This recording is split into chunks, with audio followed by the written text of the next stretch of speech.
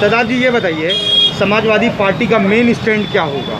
समाजवादी का main stand ये होगा कि जिस तरह से आज जो भी दबे कुचले समाज के लोग हैं उनको मुख्य धारा में लाने के बाद और जो भी विकास योजनाएं रुकी हुई थी सपा सरकार के जाने के बाद उन सभी योजनाओं को फिर से बहाल करने की सपा की स्टैंड होगा।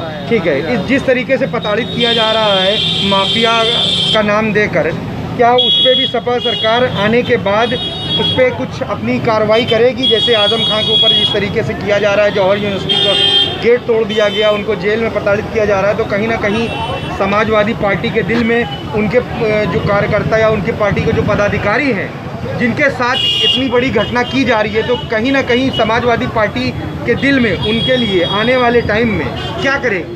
आज जो साइकिल रैली चलाई जा रही है आजम खान साहब की जो गिरफ्तारी है उसके विरोध में भी ये साइकिल है और अखिलेश यादव जी की तरफ से निर्देशित किया गया है कि बेगुनाह इंसान को जिसके ऊपर किताब चोरी का, पेन चोरी का इल्ज़ाम लगा के और मुर्गी बकरी चोरी का इल्ज़ाम लगा के उनको आज जेल में डाला गया है। और एक शिक्षा, एक विश्वविद्यालय की अहमियत वही समझेगा जो उससे गुजरा होगा।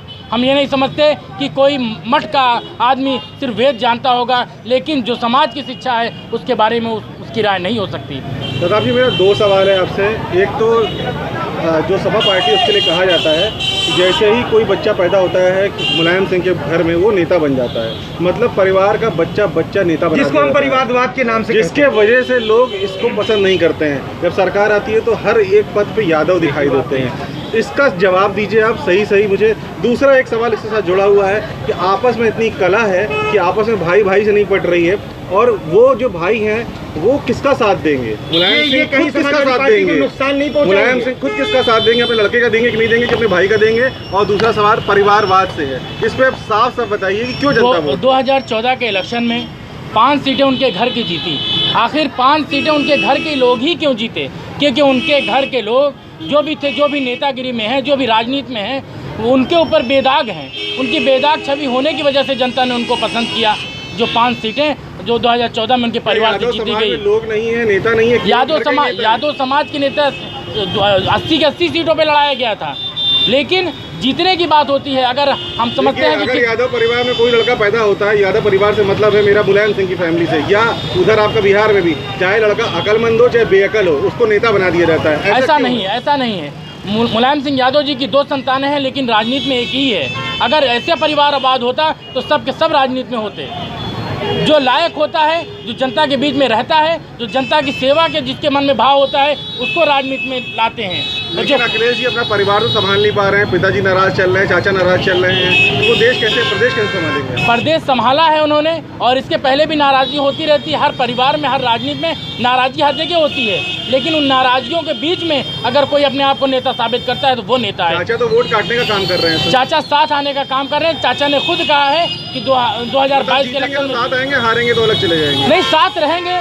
विचारधाराएं कुछ अलग हुई हैं, कुछ अहम, लेकिन समाजवादी विचारधारा से जुड़े हुए दोनों लोग हैं और समाजवादी विचारधारा को आगे बढ़ाएंगे। माननीय शिवपाल सिंह यादव जी एंड टाइम पर 2022 से इलेक्शन होने से पहले सपा के साथ पूर्ण बहुमत के साथ अपना समर्थन करेंगे। दोनों लोगों की पार्टियां तो अलग है, लेकिन विचारधारा एक है। विचारधारा तो भाजपा से मेल खा रही है। बिल्कुल मेल नहीं खा रही। अगर भाजपा से मेल खाती तो ऐसा नहीं होता। चाहे शिवपाल जी हो या अखिलेश जी हो, दोनों लोगों की विचारधारा समाजवादी है और समाजवाद को विचारधारा को आगे। पार्टी बिजली, पानी, शिक्षा पे क्या अपना स्टैंड करेगी? 2012 के इलेक्शन से पहले अखिलेश यादव जी ने वादा किया था 1 रुपए की पर्ची पे संपूर्ण इलाज हम करवाएंगे, और उन्होंने 1 रुपए की पर्ची पे संपूर्ण इलाज करवाया। और आगे भी, क्योंकि अगर 300 यूनिट बिजली कहा है तो 300 यूनिट बिजली वो इस्तेमाल नहीं करेगा जिसके घर में एसी होगी, वो इस्तेमाल नहीं करेगा जिसके घर में इंडक्शन होगा, वो इस्तेमाल नहीं करेगा जिसके घर में 4-4 फ्रिज होगी, बल्कि 300 यूनिट वो इस्तेमाल करेगा जो गरीब मध्यवर्गीय परिवार से होगा। तो ऐसे लोग बनेगी, उसके बाद गुंडों का क्या होगा? वापस आ जाएंगे सारे जेल? कोई गुंडे वापस नहीं। अगर गुंडे आना होता तो वो चाहे डीपी यादव होते, आज हमारी पार्टी में होते। मुख्तार अंसारी है तो वो हमारी पार्टी में होते। अतीक अहमद होते तो हमारी पार्टी में होते। पार्टी में तो थे पहले। पार्टी में थे। पार्टी में कौन होगा, कब कौन गुंडा बन जाए? गुंडे नहीं थे क्या वो? आज मैं समाजवादी पार्टी का सिपाही हूँ। तब उनकी विचारधारा नहीं सही थी। आज मेरी विचारधारा सही है। मैं अभी यहाँ से हूँ, इसके बाद हमारे सर पे ये इल्ज़ाम लग जाए कि हमने इतनी हत्याएं की, तो क्या पार्टी उसके लिए दोषी है या मैं स्वयं दोषी हूँ? पार्टी में जब वो थे तब वो गुंडे थे कि नहीं थे? या नहीं, गुंडे नहीं थे, तब वो नहीं थे, गुंडे नहीं थे। उनके ऊपर जब जैसे आरोप सिद्ध होते गए, जब ये लगा कि हाँ उनके ऊपर लगते गए, समाज उनसे प्रताड़ित होने लगी, तब ऐसे लोगों को दूर किया गया पार्टी से। और ना तो किसी मुसलमान को, ना तो यादव को, ना पंडित को, ना चाहे विजय मिश्रा जी रहे हो, वो हमारी पार्टी में थे लेकिन अब नहीं है। तो समाजवादी पार्टी ब्राह्मणों को साथ क्या करेगी, जैसे कि और पार्टियां ब्राह्मणों को लेकर बहुत अपनी आवाज उठा रही है?